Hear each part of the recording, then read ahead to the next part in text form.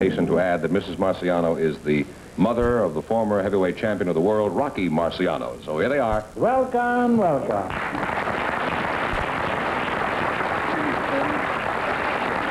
Bonjour. Bonjour.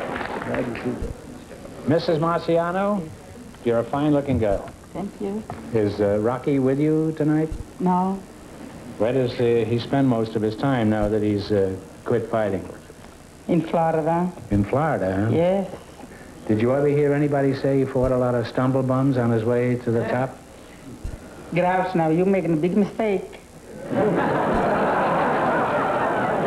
son, he fought all the good fights. Those rumors were untrue, in other All words. professional man, good man. He didn't fight a lot clean of... cat fight.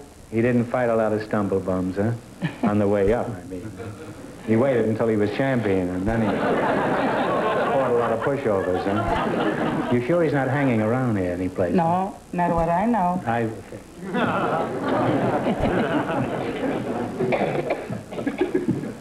Can't take any chances at my age, you know. Now, your name is Dr. James Whitcomb Riley, is that right? No, it's Dr. James Whitcomb Brougher. Brougher, huh? Yes, it rhymes with B-R-O-W-E-R. Why do you have that G-H in there? To make it difficult for quizmasters? Yes. Is that what you intended to do here tonight? Yes. Oh. Now, how many times did you fight Marciano? I'm sorry to say I never even met him. Where do you come from, Doc? I'm old Vernon Jennings County, Indiana. I'm a Hoosier.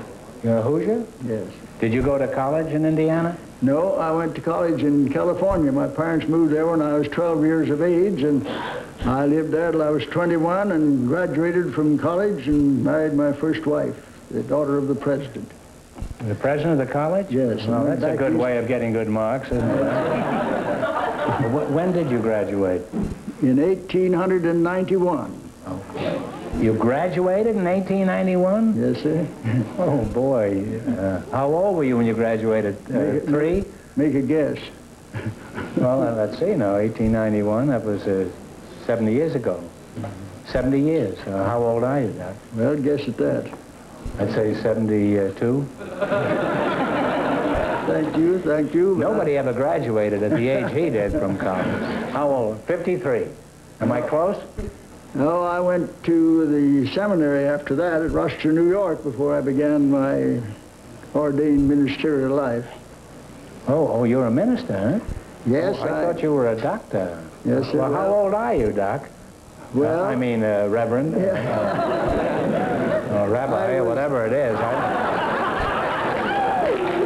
Padre. It's quite evident, Groucho, that you are not acquainted with preachers.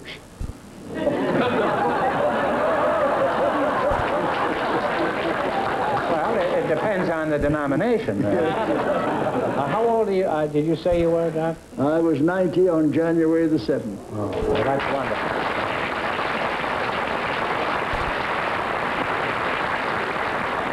I want to shake hands with a man who's even older than I am. How about the ladies, Doc? Are you a gay bachelor or are you in the trap? Well, I'm in the trap. How old is Mrs. Brougher? Well, Ms. Brougher is 69. She's 21 years younger than I am. Well, you're a cradle snatcher, aren't you? You married a kid 20 years younger than you were. Yes, I'd rather smell perfume than liniment.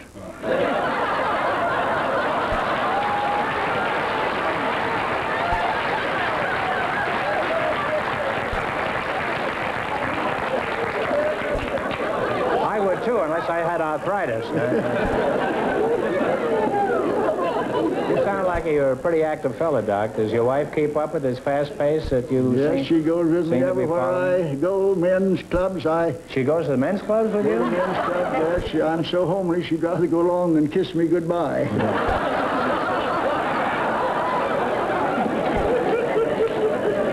Doc, I want to ask you a question. Have you ever had a transfusion from Milton Berle? What kind of a minister are you?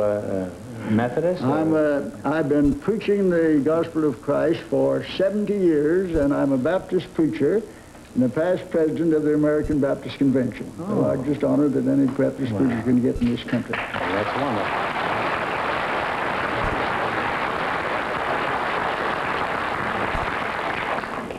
What made you decide to become a Baptist minister when you could have been an old renegade like me, huh? That's what I was going to tell you.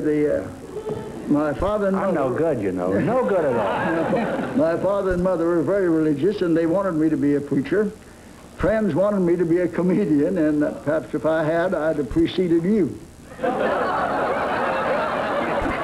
Nobody has preceded me. Look, if you'd like, I'll switch spots with you. And nobody would succeed you. Well, I'm not sure of that. Yeah. But anyhow, with the salary they pay you ministers, you better have a good sense of humor. No, I tell you, that's the truth. And a rich wife, huh? I went to cash Did you marry for money, Doc? I went to cash a check the other day, and the banker gave me out some old money, and he said, "Are you afraid of germs?" I said, "No, no germ could live on the salary I get."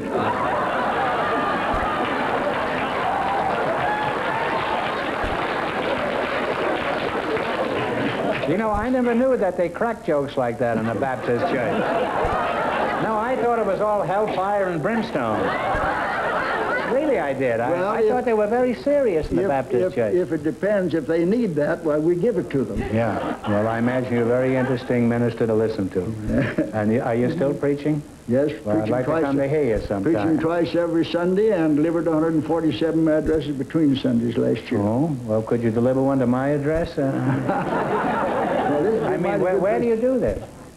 You're not preaching here in L.A. at all. Huh? Not right here. The old Temple Philharmonic Auditorium was my former church. I was there 16 years. And that's why I got so well acquainted with all the movie people. I married Doug Fairbanks and Mary Pickford 40 years ago. And I'm sorry to say, but I buried Will Rogers when he was killed. He and I used to have humorous debates for the sake of charity. He's an old friend of mine, too. Yes, well, he's a great I taught him how to play the guitar, you know. Yes, I did, really. And, do you utilize your sense of humor in your preaching? Yes, sir. Yes, I do. In what way? Well, do you start off with, like, saying, a funny thing happened to me on my way to the church? No, I could do that, too. For instance, now I went up to San Francisco to a banquet. And I was getting dressed in my room when a knock came on the door, and I said, "Come in." And a man walked in, all dressed in his tuxedo, and said, "I want to introduce you, doctor, and I want to know something about you, and I also will take you to the banquet room." Well, I said, "Fine and dandy." I said, "I'm just tying my bow tie." I said, "Can you tie one of these bow ties that still stand straight?" He said, "You bet I can." He came over and put his arm around me, laid me down on the bed, and tied it. I got up. I said, "Well, that's fine and dandy, but why'd you make me lie down?" Well, he said, "That's the only way I can do it. I'm an undertaker."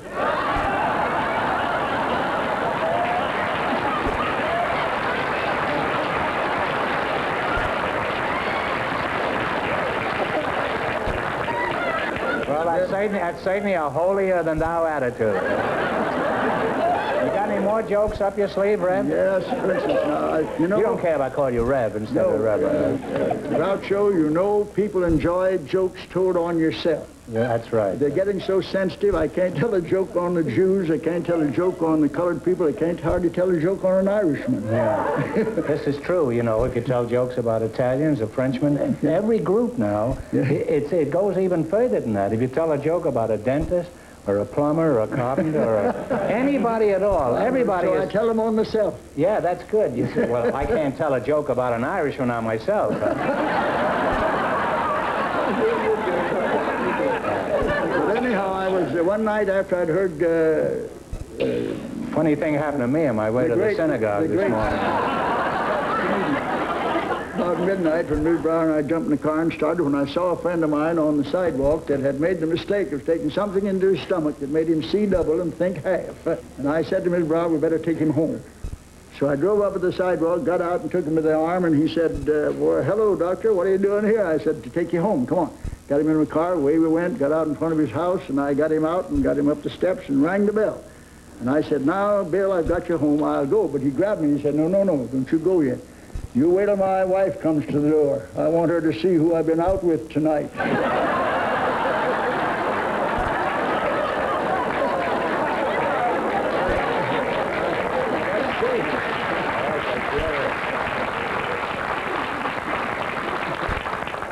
The Baptist Church is going to get a lot of converts here tonight. Going to be a lot of water spilled around there. Doc, we ought to go into business together. You give the jokes and sermons, and I'll take up the collection. And we split 50-50. I'll keep the cash and give you the buttons. Let me tell you one more, though. I wish you would, huh? An old man who had heart trouble was home, and he bought a Irish sweepstakes ticket. And he won $50,000, but his wife and daughter were afraid to tell him, afraid he'd drop dead. So they called up the Episcopal clergyman to come, an old man, friend, to come and tell him. So he came, and they talked a few moments pleasantly, and finally he said, "John, didn't you buy a ticket for the sweepstakes?" He said, "Yes, I did." He said, "Now, supposing you should win $50,000, what would you do with it?" And the old man said, "I tell you, if I win $50,000, I'll give half of it to you." And the preacher dropped dead.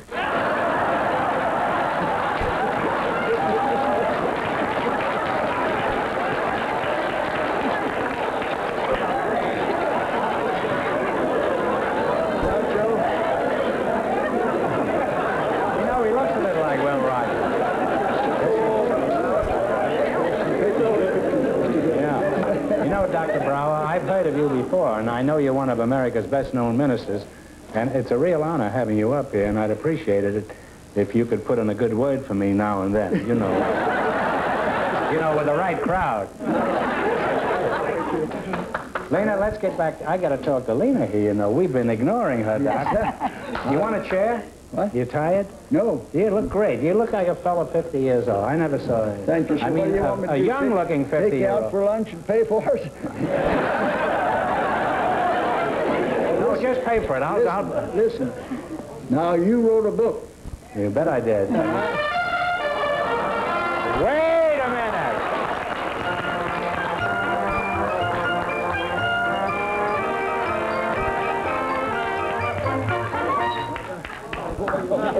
You get $50 for saying the secret word. That's good.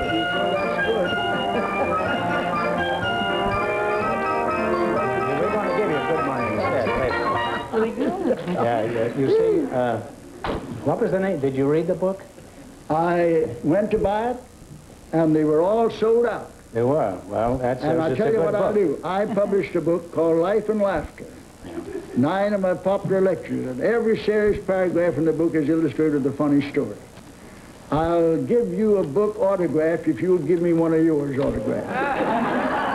I'll do it if you'll mention the name of my book. Well, how do I? Me and Groucho. No, it's Groucho and me. Oh, that's right. Lena, let's get back to you. Now, by the way, how much do you weigh when you weigh?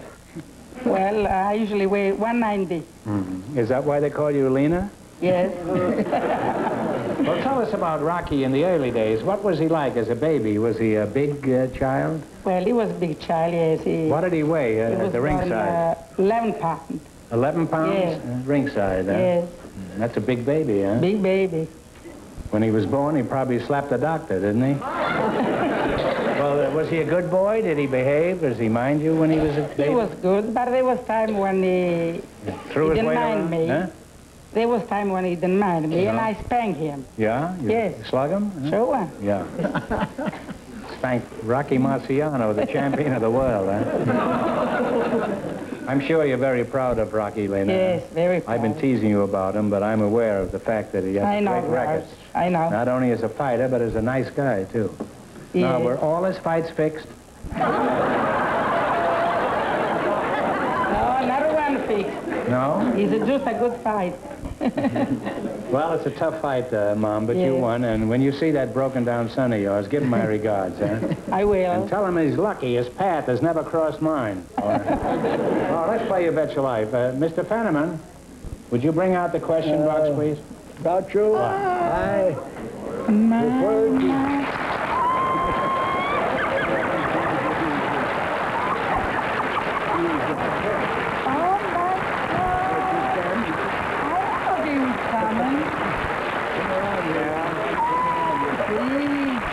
Well, you wouldn't hit a man with the cloth, would you, huh?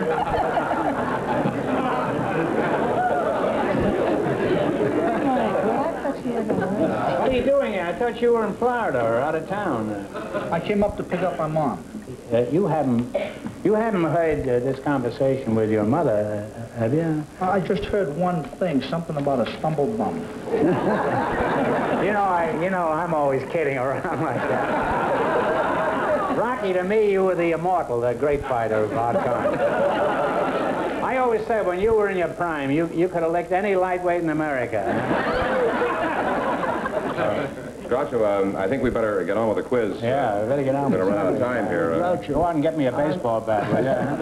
How long, pardon me, how long are you going to be in town, Rocky? About a week. Why don't you come back here next week and we'll have a rematch?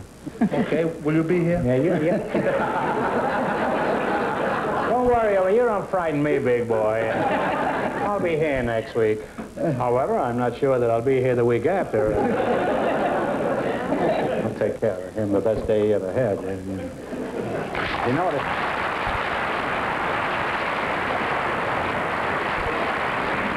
Have you and Mrs. Marciano agreed on a category between you? No, because I'm going to allow some serviceman here to come down and get the money, if he can, out of this quiz. Well, don't you like money? No, I don't need to. With $50, I can get home on that. Oh, wait a minute. Wait a minute. Let's see. You may have to stay. Is there a serviceman out there who's on the lam? I mean, AWOL? Groucho, it looks like this may take a little time, so why don't we use the time for a message from... How do you do? My name is Groucho Marx. Let me, Groucho. What is your... Barry Hollis. You Barry Hollis? Right. Well, this is the Reverend Brougher. You take my place now. You'll have to be a good man. This is Mrs. Marciano. How do you do? Take a poke at him, Mom. Don't you forget that book. Well, no, I certainly won't. I'll see that you get it. Well, I'll see you before I leave here tonight. Oh, all right. You hang around back there. You're wonderful. Go, Maria. That's the kind of man that make religion worthwhile. Georgia, what do we do about a category for these people? Did you select a category? What was it? I'm supposed to. Sports and games. Yes. Well, you know how to play the game, huh? Do you know how to Yes, play? I do. So you want to take the first one? You have 4. Let the lady take the first one, huh? The $100 ones are a little easier You know, than you got to get 200. 500 in order to get a chance at the big right. money. And I know Rocky needs his money desperately, yeah?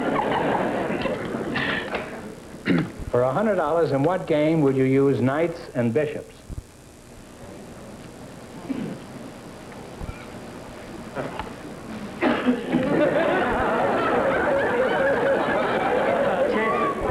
Well, chess is right, yeah, sure. I thought knights you would use nightgowns, but I guess you don't. Well, you now have $100 and 3 more chances to make 5. Which one? Take one. You know, you got to win 500. You I don't want to influence you. That's good. That's good pick. Because I want your son to like me. Yes, I like you. In what sport or game is a score of 300 perfect?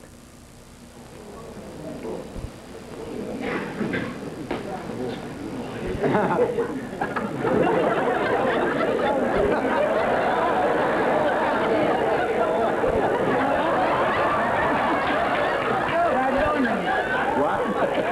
They're going to wind up married, these children. Rocky is going to have a new father.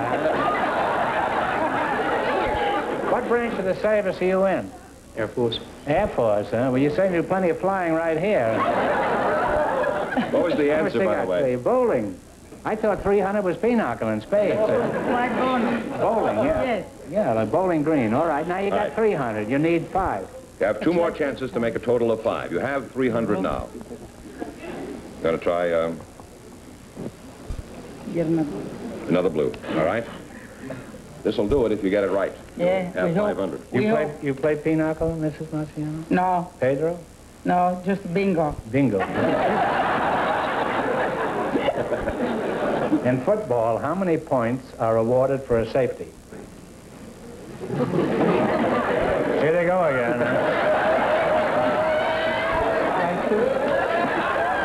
Try two. She stuck on him, huh? What? Try two. 2 is right. Yeah.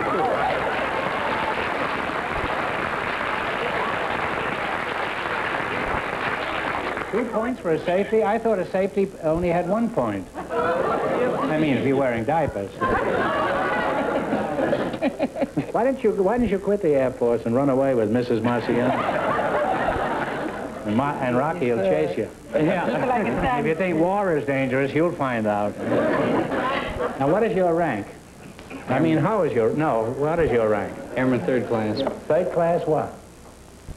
Third class apprentice radar operator. Oh, well, you're about as low as a man can get in the submarine. Unless you were in a submarine, huh? Well, you got one more chance here. You already have your 500, if you remember. Take it easy, man. Take an easy one to be sure, huh? Yes. All right. Here's a $100 one. Oh, you foxy. For $100, what is another name for ping pong? Here they go again. Watch. They'll be nuzzling in a minute, huh? If you don't know, guess. Ball. Ball. No, table tennis. Yeah. Well, it's all right, because you've already won $500, which means you'll be back in a little while to try for $2,000, $5,000, or $10,000. Okay. And if you see that big plug ugly again, tell him I'm laying for him. I will. Nice meeting you, and I'm glad you won some money Nice to up meet you, there. Mrs. Marciano and Airman Third Class Barry Hollis won $500, so here they are with a chance for 10, 5, or 2. Would you come right back out here? Now, Sperry Hollis, is that right? That's right. Now, you pick a number from 1 to 10 for $10,000. You, Sperry? 3. 3. Put up a 3. Now, you pick a number for 5,000. 7. 7. Now, if either of these numbers comes up, that's what the question is worth, the number. If any other number comes up and you win, it's worth a total of 2,000. Is that clear? Now, spin the wheel.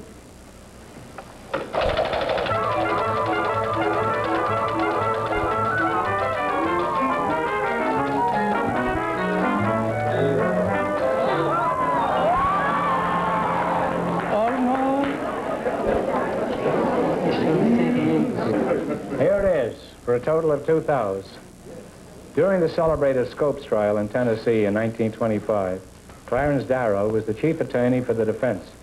For a total of 2,000, who was the famous man who was chief prosecuting attorney in the Scopes trial, opposed Darrow?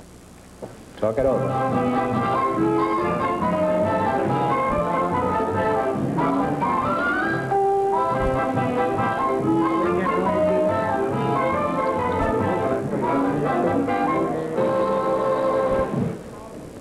What's the answer?